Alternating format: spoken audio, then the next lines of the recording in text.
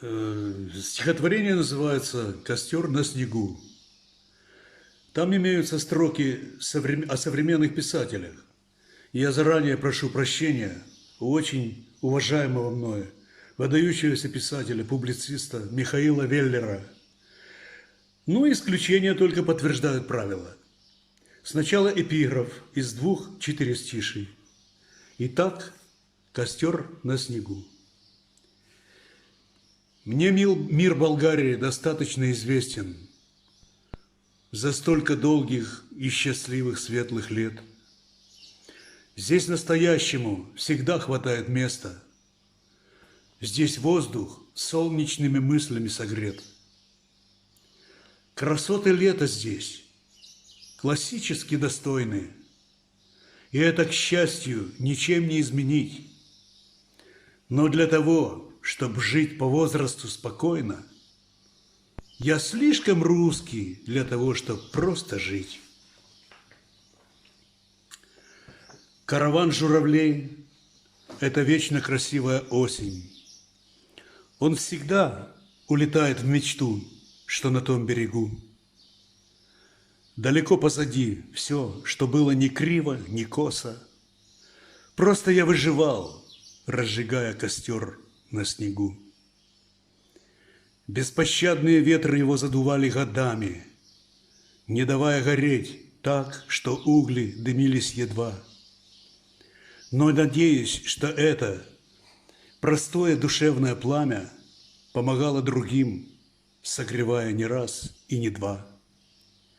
Такова наша доля и наша чудная природа – развиваться всю жизнь, превращая ветра в пустяки. Но на этом веку, как на сельском простом огороде, глушат наши сердца беспредельной толпой сорняки. Вопреки в этом мире единственно верному смыслу, эта серая масса бывает всегда на плаву. Торжествует среда неуемного паразитизма. Это все не в бреду, не во сне, это все наяву. На любом огороде посевы спасают прополкой, чтобы собрать долгожданный такой дорогой урожай.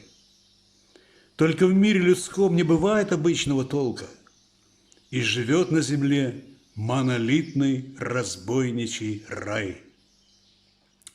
Нам писали об этом и Пушкин, и Гегель, и Гоголь, и особенно тот Салтыков, который Щедрин. Современные нет, их бульварно и рыночно много. Эти, может, и слышали где-то когда-то о Боге, а в глубокую суть не вникали никак, ни один. Но таланты от Бога всегда возникают и зреют, чтобы серой нахрапистой сфере противостоять. Я впечатался в эту такую святую идею, без которой нельзя ни творить, ни любить, ни дышать, без которой нельзя проникать в глубину восприятий безрассудных сердец и таких бессердечных умов. Гениальное просто. Его подарил нам Создатель смыслом древних учений и правил молитвенных слов. Караван журавлей – это вечно красивая осень. Он всегда улетает в мечту, что на том берегу. Далеко позади все, что было ни криво, ни косо. Просто я выживал, разжигая костер на снегу.